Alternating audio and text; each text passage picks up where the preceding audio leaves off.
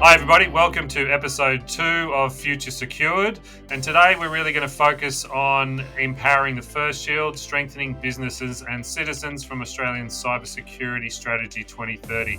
So as we dive into this episode, we really want to illuminate the first line of defence against cyber threats, strong businesses and empowered Australian citizens. We're going to explore initiatives that are designed to fortify small to medium enterprises and educate the Australian public, and delve into the collaboration needed between the government and the private sector to enhance cyber resilience. And at the end, my co-host Jason and our lovely guest Andrew are going to give you some key tips about how you can kind of... well, we've got to start somewhere, Jason.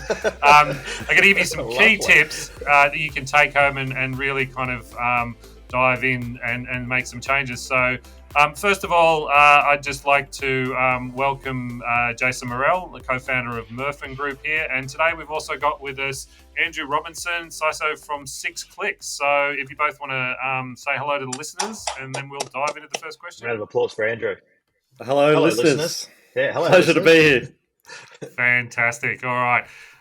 Okay, so first of all, Andrew, tell us a little bit about yourself. And you and Jason met prior to 6 Clicks. Tell us a little bit about 6 Clicks and the journey you're on today. Sure, no worries. So, hi everyone. I'm Andrew. I'm one of the co-founders at 6 Clicks, a Melbourne-born AI-powered GRC platform. We'll unpack what GRC means, hopefully, over the next little bit. Governance, risk and compliance. My background is in cyber and infosec. So I'm 6 Clicks' CISO, and I work quite extensively across the different functions. So not just in cybersecurity for 6 Clicks, but also on the marketing, sales, pre-sales, and customer success side of things, working with some of our strategic partners and customers get the most out of the platform. And really working for 6 Clicks, it's all about scale. So you might also know that I've been an assessor, a consultant, a manager, an analyst in various different kinds of organisations over the years, a little bit in startup and tech, or a lot, and also in government, including for the Australian Signals Directorate in cyber and infosec.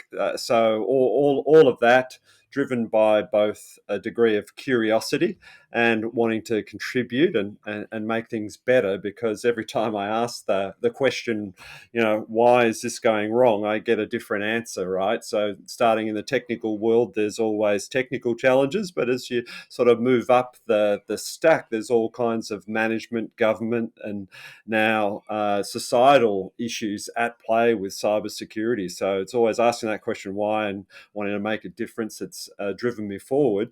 And moving on from being a consultant to now working with 6 Clicks is about trying to address that problem at scale. Thank you for that. It's a wonderful piece of background. So let's dive into governance, risk and compliance. So, when Jason and I were at AustCyber, one of the big challenges there a few years ago was really around the fact that this was only starting to become relevant to boards. And we've seen some massive data breaches. We talk about Optus and others. That reaction in some cases was a lack of awareness around governance, risk and compliance. So, Jason, first of all, what are the key kind of areas that you need to be focusing on with GRC? Yeah, I think GRC and Andrew is the doyen of this, so I'm not going to try and steal too much thunder. I wouldn't even be able to, really. But the fact is with GRC that often it does become a box-ticking exercise. People know they have to do it, and they will do it from a point of view, or they believe they've done it, and they believe they've done it correctly. But often what they're saying yes to, they're actually not doing, and therefore they're leaving holes. So even when someone, for all intents and purposes, seems like they're doing governance, risk and compliance well, often they're not, and they're doing it to a point where it's maybe enough, or they feel it's enough, but they're actually not putting into practice what they're actually saying they're doing.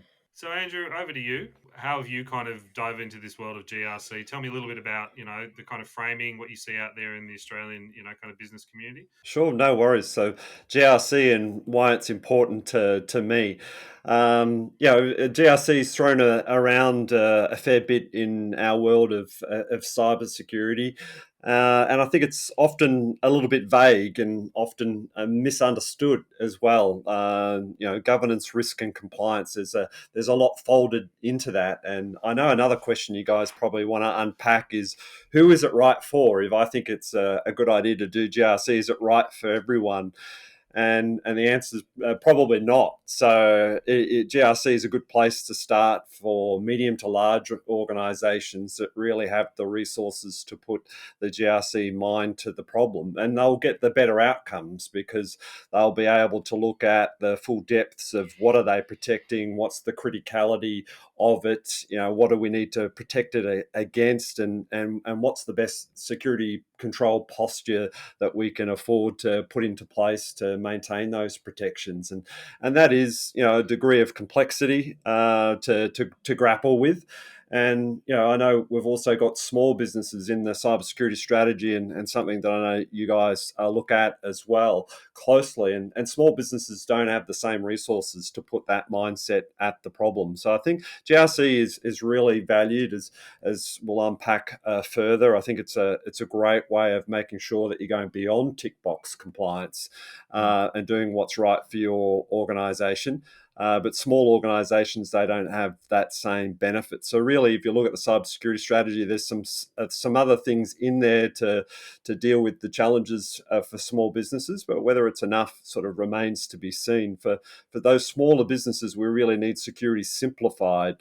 And I think I'd even go as far as saying that really small businesses need to inherit cybersecurity through their supply chain, because they don't necessarily have the time and resources not only to do the thinking but also do all of the acting that's required. So the more we can help small to medium-sized businesses by making sure that the larger businesses that supply them give them robust security solutions, then I think that'll go a long way as well. I think people get forced often to do GRC. It's not something they do by choice. It's like, if you want this contract, you need to be ISO 27001 compliant, or you want an AFSL license, so you need to be compliant within certain metrics. So often it's tending to, people aren't actively going out to be good at doing governance, risk and compliance, even though it is beneficial for their business. Often it's going, we better do it because we have to get contract or to do business, So that's what I've found anyway. As that, Andrew's got a bit more broader range there. And on that small business piece, it is put in the strategy. Home Affairs will be looking at doing something with regard to some form of health check later this year. That's what I'm doing with chairing the CSCAU with the SMB 1001, is looking to get that implemented to make it something which is approachable on sort of a bronze, silver and gold type level, for 5 levels, from an individual person having a business all the way up. These things need to be baked in from a business when it starts. Cybersecurity should be like, you go get an ABN and register your business for tax purposes. There should be some way of actually putting cybersecurity in at that same point. And even if we don't, we have to, for tax purposes, do a quarterly BAS statement or do our tax returns at the end of the year.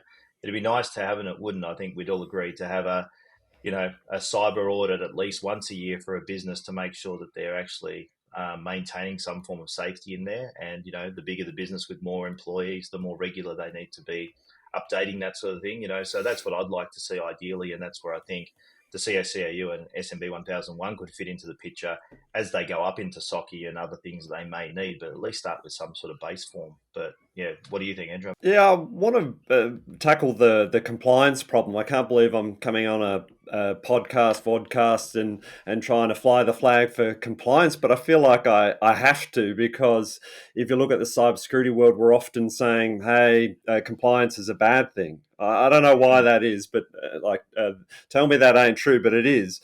I think what we mean by that is that tick box compliance for compliance sake, is a bad thing, but compliance itself is not a bad thing, especially when you're thinking about personally identifiable information and privacy. You're talking about payment card information perhaps as well. Compliance is important. Compliance is also important that when you've gone through all the GRC stuff as a medium to large business, and you've got an internal control framework that you're deploying. Compliance to the controls that you've identified as appropriate for your business is a pretty important thing to manage risk as well. So I wanted to fly the flag there for compliance and say that if the compliance that you're doing is risk-driven practices and good things to be doing, then complying with them is essential. And I know that's a challenge for many organisations. But I think we've got some solutions that we can talk about to help there. If you want me to go on, I can talk about standards as well and the role that they have in dealing with change. But I'll see if Tom's got any other questions right now. Oh no! Look, I think that's a great one because my next question was how do companies stay compliant? Because the cybersecurity landscape, both the threats and solutions, it moves so fast. From one end, working with a lot of startups in the recent past, they weren't even considering this, and then to the other end, you've got basically the Gen AI impact as well. So let's just dive in a little bit more to that. And I think that'd be good because I think that was something that where 6 Clicks was early in, and so from a machine learning and generative AI sort of piece, 6 Clicks were early in on that sort of thing. So this was before all the cool kids were doing it. They were the cool kids. So maybe go back and sort of speak to that and sort of talk, because there were some challenges around that being that early into it.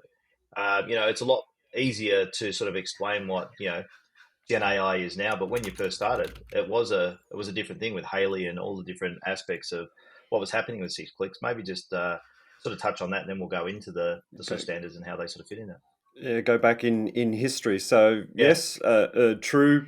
Always try to be on the forefront of the evolution of new standards, as well as dealing with the existing ones that are out there. So 42001 only got released to the public earlier this year in 2024. But we were on the journey to lay the foundations for having something like an AI management system well and truly before that. And that was driven by our company's adoption of AI to solve GRC challenges. So 6 Clicks invested in resources and time and money to bring AI to the world of GRC about what is 4 years ago now, when the company was founded, to deal with looking at compliance information or standards, laws and regulations, and looking for the overlap. And in that world, we're able to take BERT, which was a model out of Google for natural language processing pre the Gen AI sort of rise, and that actually does quite a good job at that problem and solving a few other problems. So that BERT and natural language processing can look for the similarities and differences. But then came along OpenAI with ChatGPT and many others since then for generative AI. And of course, there's many more risks in generative AI that introduces, and so as a CISO, I've had to have touch points with the team and make sure that all those things that we do to improve our security just generally around infrastructure and applications is extended and enhanced to deal with the added complexity of artificial intelligence, dealing with the data that's used to train the model, to deal with model selection, to deal with prompt injection attacks, and all of those things. So we've been on that journey for 42001 and continue on it as standards bodies and the certification accreditation system comes up to currency to offer certification against 42001, and we'll see that journey through with certification and beyond, because it's about improvement from the initial implementation. And we've done so for 27001, adopting that standard very early on in the genesis of the company, because if we're a GRC player, some people say eat their own dog food, but I prefer to say eat your own cooking. We make something nice, something beautiful, as Tom said in the introduction, and it's enjoyable to eat it. But just going back to answer the question around the role these standards play is a really strong baseline. You go, there's all this change. Someone once said to me, change is the only constant. That's not new. Change is not new. We might have new technologies and they might be even more powerful, even more complex. I'll that's granted. But change is not new. And standards have been around for decades in other areas, quality, safety, and environment, as well as InfoSec, now AI. What those standards do is they try to demystify the world of a given risk domain and give you a bunch of standard practices. I know Jason over at CSC, AU, SMB 1001, I think it is. There's a lot of acronyms, but Tom can put something in the show notes. That's another standard. It demystifies so that you don't necessarily need to go through all those GRC activities for the first time without any idea of where you're going to land. Offers a strong starting point for many organizations. It gives them defensibility when it comes to auditors looking at their systems and making sure that they've got strong arrangements in place. So I think standards help you deal with change by giving you a baseline that is common throughout the industry to build on from there. And if you're not looking at standards already, you should be. And Jason, one of the things that, I'm always doing when I'm sort of, building brands and that is really thinking of that destination postcard and how to bring people along that change journey. How can you basically paint a picture? One of the big challenges for a lot of this stuff up until recently, cyber aware and 6 clicks and stuff like that, demystifying that. And I think that's such an important part. So, being able to kind of allow someone like Andrew's language to be able to kind of, easily be consumed by the board, by the C-suite, the CEO, all these kind of peoples. How important is that ability to kind of tell a story now that cybersecurity needs to be ubiquitous because we've all got a digital aspect to our businesses? Yeah, I think it is always. It's been about being more approachable, and I've always been pushing for getting into schools. To make it so we're not teaching someone another language or something that's scary, because cybersecurity does seem scary and not approachable.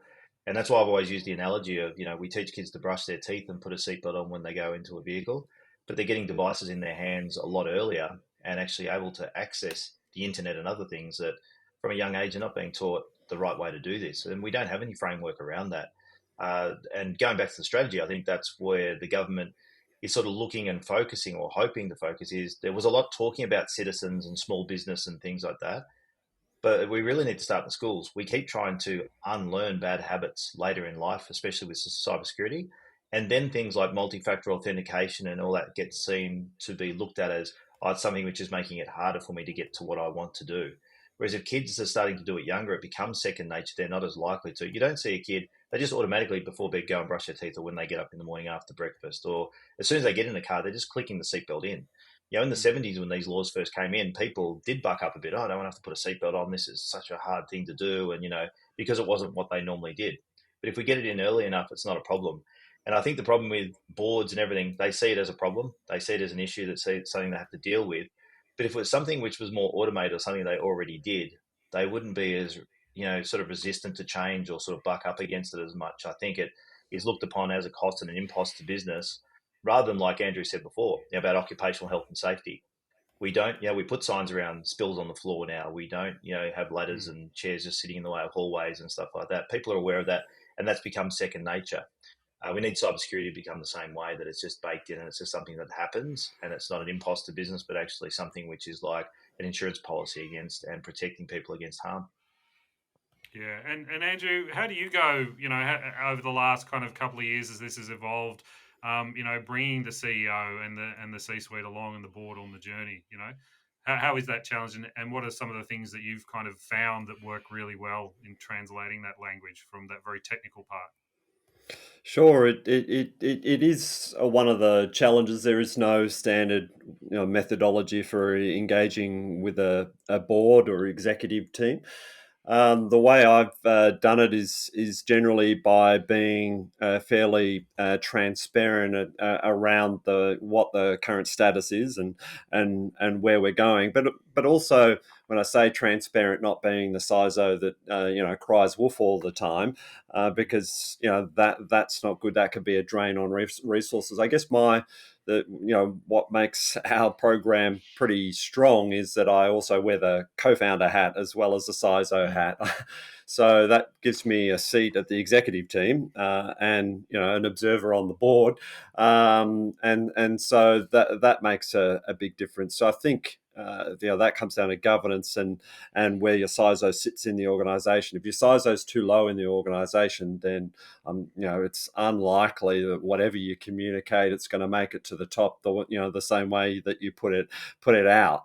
So I think getting the role right and who it reports to first is a prerequisite.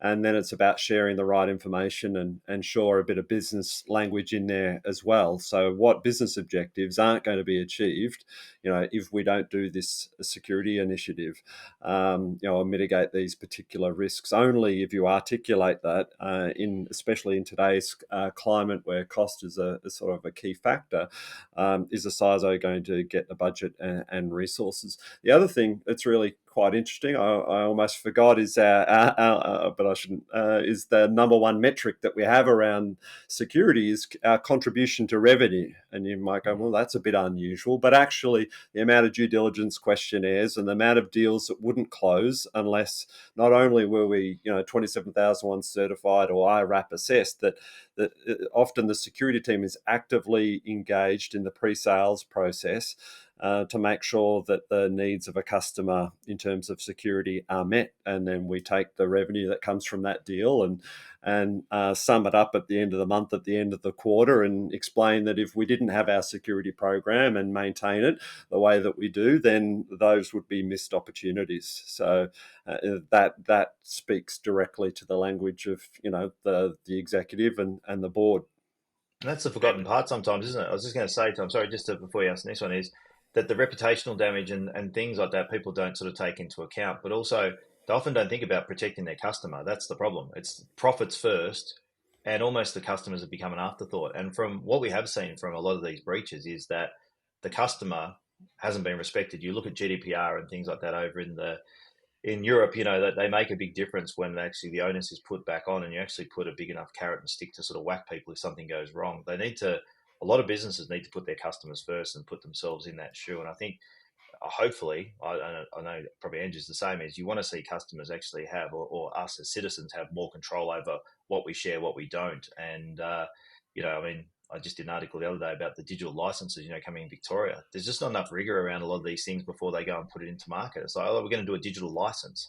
And then, well, what sort of security do you have around that? Before anything gets deployed, there just needs to be more thought and more protection put around it, and think about that end person. Don't just rush things to get it out to market, whether that be a government or a company or anything. Really think about how do we protect our citizens or our data. And, I think it's just getting thrown out too easily these days and just sort of pushed for the benefit of actually making another dollar or protecting the company rather than the person. All right, so I'm going to tic-tac now to back to the Australian cybersecurity strategy. So starting with Jason, what role does government support play in really enhancing the private sector cyber resilience? I mean, Jason, you and I have talked about what appears to be quite a gap between the funding that's available and the actual size of the problem. And even, when we look across how many small to medium enterprises just in that category are across Australia. So, what's the role government, needs to play in there? And do you think they're hitting the mark? Well, no. If on the hitting the mark thing is that, one thing that I couldn't believe when we were doing the roundtables, with Home Affairs and others, is that we have a strategy that's federal that's not followed by state. And when we had the COVID situation and the national cabinet, and we had a full deck of Labor governments bar Tasmania, I thought this was the opportune time, especially with those major hacks we had. When you had Optus and Medibank and Latitude, etc. I thought it was a perfect storm, and with a new government and having a cyber minister and everything like that, would have been the time to push this. The UK do it, other countries do it, where it isn't a state by state basis. It's actually a whole of country strategy. And I think we need that because we don't get attacked by postcodes. People don't go in America in other parts of the world and say, I'm going to go and attack all 3,000 postcodes or 2,000 or 7,000. They go and attack Australia and they find weak spots within the whole of the country's defences there. So I think for us, we need to collaborate better. And we need one system of actually whatever we're going to do. They keep bringing up Essential 8. Essential 8 is not applicable for small business, right? So, and then we go, well, let's keep trying to fix the same things. We need to get uniform change here in this country. We need to all connect. And I think collectively, and why we sort of do what we're doing, Tommy, and working with Andrew, and Andrew knows because we've known each other for a long time, is bring everyone together and try and work collectively, find where the expertise is in the country, and actually work together to find a solution. And it's just something we just don't do. So I think the strategy, we can sort of pick the eyeballs out of the strategy, and that's fine. But we've got a strategy we're going to follow. We've got a guidepost and a line to follow. How do we then all step into line, utilizing what we've got to try and maximize and deliver the best we can? Is how I look at it. So I use my startup mindset to actually look at any problem. It's usually you're bootstrapping, like we would have to do, like when I had been involved with 6 Clicks early days. Is you got to bootstrap and you got to try and build from what you've got, right? So you got to you very cautious with every penny you spend. You just can't throw money at something and hope it fixes something. You've got to actually be, maximizing every dollar that you spend. And I just think we have got a limited budget, but how best can we spend that budget? And Andrew and I haven't spoken about this or in depth about the strategy, so I'd be really interested to hear what your thoughts are on the strategy from your perspective. Sure, I think it's good for a strategy. It's got words on a page and hopefully some money behind it, and one or two of the things on the list get done over the next little while. But it's all a lot of stuff is there. Everything that the government's responsible for, with a slight tact following the US and their strategy around looking at the supply chain and software security. Where can we get biggest bang for buck for our investments that kind of replicates itself around the industry? That's the safe technology, world-class threat sharing, protecting critical infrastructure. That's all good stuff. But then, when you get into the details of some of the other sovereign capabilities, which ones, what for, but what I think is that's great stuff, but what's missing? And government has a strong role to play in setting the framework, trying to get the incentives aligned so that we're, business and government are working towards stronger cybersecurity that's going to benefit government, business, and people just generally. But there's a lot of stuff that the government's not responsible for. I just look at businesses themselves that may fall outside of core critical infrastructure, and there's plenty of those, and they need protecting. But and there may be some little things that the government's going to do around raising awareness and helping you pick up the pieces when things go wrong. But if I assume that I'm already aware, many businesses are already aware, and I want to stop the situation where we have to go to the government to report an incident and get their help to pick up the pieces, what material things are going to make a difference? And the strategy doesn't really cover off on that. So some of the things I've been thinking about is the idea of the cyber safety board or commission that is looking at incidents that they've established in the US and starting to release a few reports. Should we do something similar here? I think that's a start. But I think where those, what could go wrong with that is that people are fixated on what's going wrong and fixing what's going wrong, and I think that's good. That's good. But the missed opportunity is what's going right. And will we learn what's going right from looking at breaches? I'm not entirely sure of that. I don't think so. So the other side of that is that the government runs simulations, but they're normally confined to a small subset. So if we could do more simulated testing to find out what's actually working right, then that's something that we can replicate around. So whether that's government getting on the front foot with simulations, whether it's insurers getting involved and finding out, companies that are paying for insurance that aren't getting breached, what controls have they got in place that we can encourage other companies, because I'm not sure we've got that figured out, and it won't be just one control, but it'll be a combination of controls, and it won't just be what controls you've implemented, but it'll be how you've implemented those controls. The devil's always in the details. Yeah, certainly. And look, just finally, in wrapping up, I just wanted to get, if you can confine yourself, if you can't, that's absolutely fine. What is one key tip that you would be able to share today for the listeners, around, how can they kind of stay ahead of the evolving cyber threats that are out there every day? So over to you first, Jason. I'll go to Andrew first on that one. That's definitely an Andrew question. But Tom's constraining me to one. I've got a list of 10 here, and I'm go to 3 then. Do 10, and I'll throw one in there. No, do 10. Fire away. No, geez, where do I start? So I thought if Jason was going to say anything, he might say something like "stay up to date, stay cyber aware." I was going to say be a bit contrarian and say that staying up to date, although I understand its importance, is a bit of a fool's errand.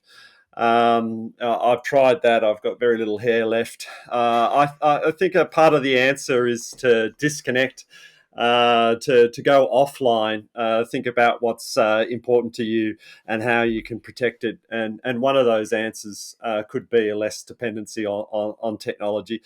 One of the other important things, if I had to boil it down to one thing, it's speak to people. It's through speaking to people that you can learn the most. Wonderful. All right, Jason. Yeah, look, I think I don't think there is ever one thing, right?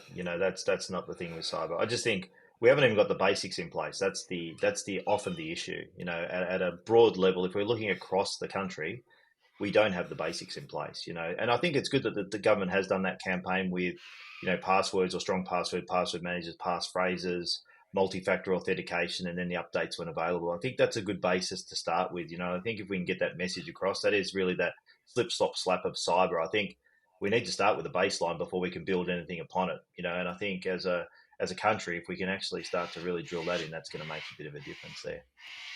Yeah, I can certainly make a start on it. It's still a list that's growing through trial and error. So you referred to COVID, and I'd have to say that that's maybe one of the big breaks that we've got. Dare I say it? Is this, in the first few months of 6 Clicks, I was pounding with Anthony Stevens on the pavement up and down Burke Street, physically meeting with and selling to large Australian corporates, and that had its place. But what shifted with COVID, it was everyone working online from home, and that gave us the opportunity to open up and have a global mindset.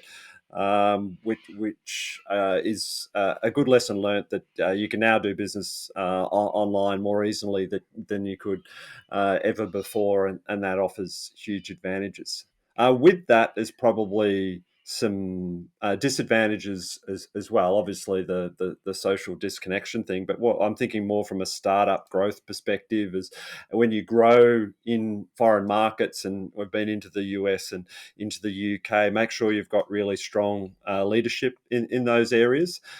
Some people might start with more junior resources. I'd say bide your time, wait, and get a really strong resource that can help you in region, not just one, but start with a couple so that they're not on their own.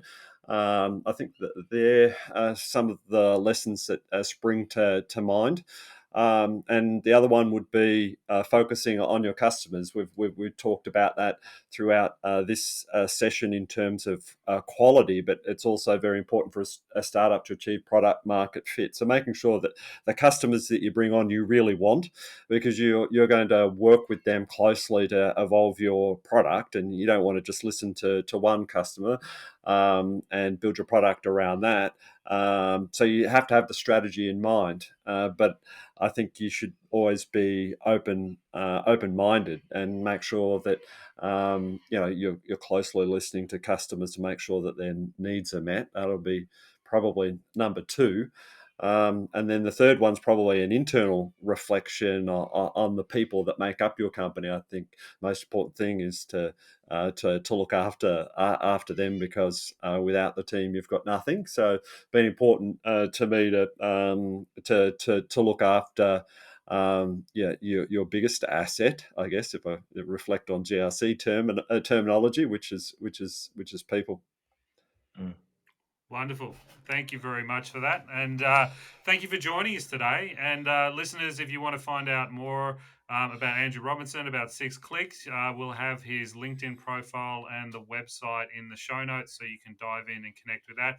Thank you also to my co-founder at Murphin Group, Jason Murrell, for joining us today. And please subscribe and like the episode. Chuck a comment in. We'll jump in and answer it nice and quickly.